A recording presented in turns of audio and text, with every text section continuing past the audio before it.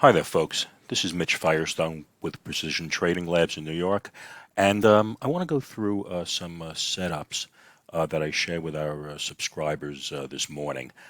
These are some intraday setups that we shared shortly after the open today, and so I figured I would just do a quick rundown on what we had presented to them. I'm going to show you some before and after pictures of these trades.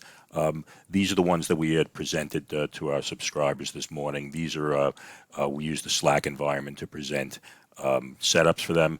So there were about seven or so setups that we presented. Five of them actually triggered today. So I'm going to run through them and kind of show you what the results were here. Okay. So first of all, let me bring this up here. So this is a symbol BAK, and this thing had actually gapped up from about $17 today, and you can see that it actually opened in the mid 1800s here. So it had actually gapped up probably about 8 or 9% or so. So this was obviously a very strong performer after the open. So when this thing gapped up, it consolidated briefly, and then it shot out of here with this string of green candles here, particularly these last two, which were very bullish here.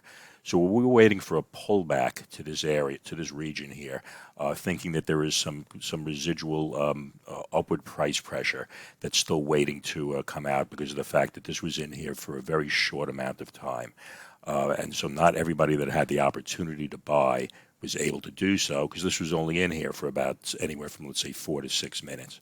Okay, so one could think of this as the supply and demand for shares in this region were sort of at an equilibrium. They were sort of in balance. And then at some point then, there was an exhaustion of sellers, and essentially buyers ran up the price chart in order to then meet willing sellers.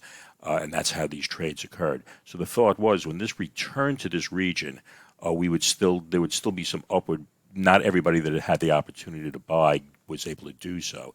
And so when it pulled back here, we were thinking that, in fact, we would get another bounce. So that's essentially what the foundation of this trade was. So if we flash forward now to actually what happened, we can see that price, in fact, did pull back. In fact, it actually sort of ticked just below the zone. But you can see from when we actually initially constructed the trade, we actually gave ourselves about an extra nickel of wiggle room here. So in fact, the depth of our zone between the entry and the stop out point was 25 cents. So the zone itself was 20 cents deep, but we actually gave it an extra nickel just to give us a little bit of wiggle room here. Okay, so when it actually did pull back, in fact, it did tick below the zone a penny or two. It kind of bounced around, again went to the back of the zone, and then finally, about 11 a.m. or so, for about the next 15 to 20 minutes, it then took a nice real shot up there. And so as a result, when it got up to 1912, that was basically at that point a 3-to-1 trade. Okay, because we had actually given ourselves 25 cents on the downside here. The thing actually then popped at basically 3 times that. So at that point, then we ended up as a result, we ended up with a nice 3-to-1 trade here. Okay, so that was BAK. Another setup that we were looking at was this BITO. Again, we can see there was a massive gap at the open here. It popped up, price then dropped, again consolidated, and then we had this again string of a couple of bullish candles, and then there were a couple of more I think that followed after that. After I took this before picture, this was actually being looked at as on a 10-minute chart. The prior one was actually looked at on a 2 or 3 minute chart, so this was a somewhat higher time frame. But again, this setup is exactly the same in terms of what we were looking for. We established that we thought that there was again some upward price pressure. This was obviously one of the strong bullish performers right after the open, and so we assumed that we believed that there was then still some upward price pressure that was waiting to be tapped when this thing pulled back again. Again, this was an exhaustion of sellers that occurred here. The buyers started to run up the price chart in order to meet willing sellers. That's how these trades occurred. And again, the thought was there was some latent upward price pressure when this thing would actually return to this level, and we would then get a hopefully a successful long trade. Okay, so again, that was the foundation of that trade, and then we can see when it actually did happen. Again, it popped up. It continued above the level for a while.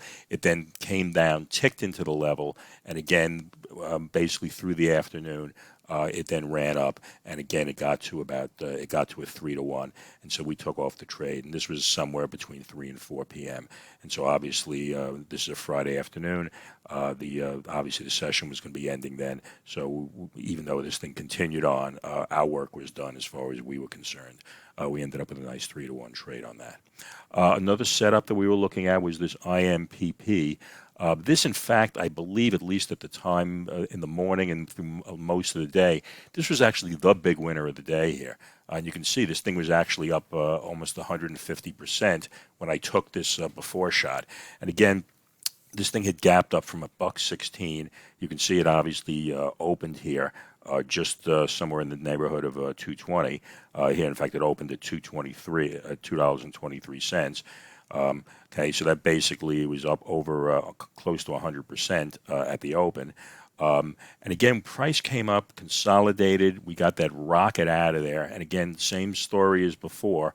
We thought that, in fact, we would then, when price pulled back here, we would then get a bounce, and that would lead to another successful trade.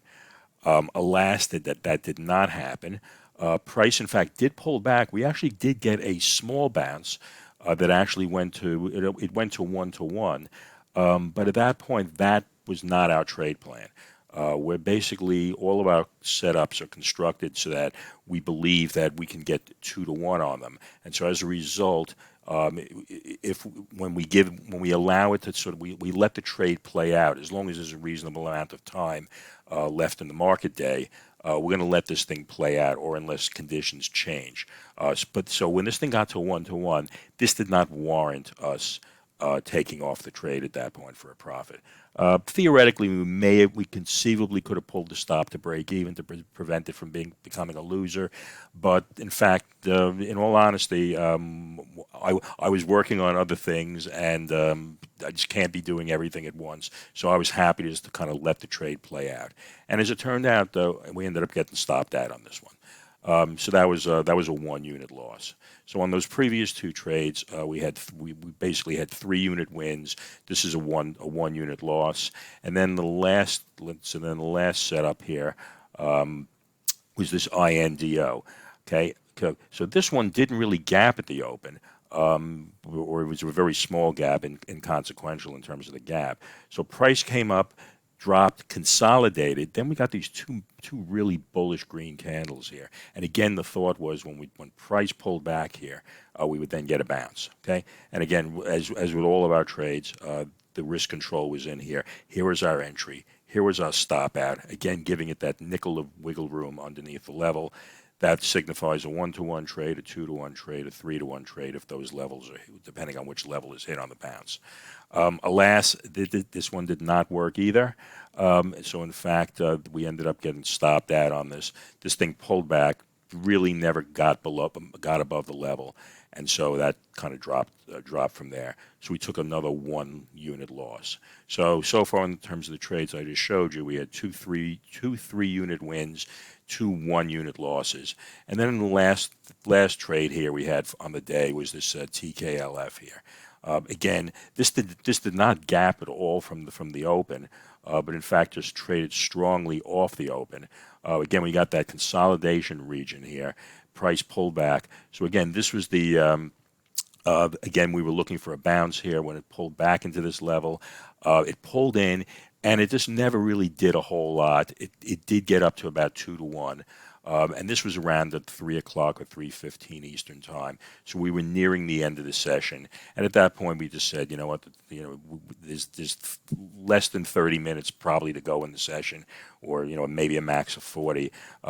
So at that point, we just decided, we're going to take a 1-to-1 win and just call it a week.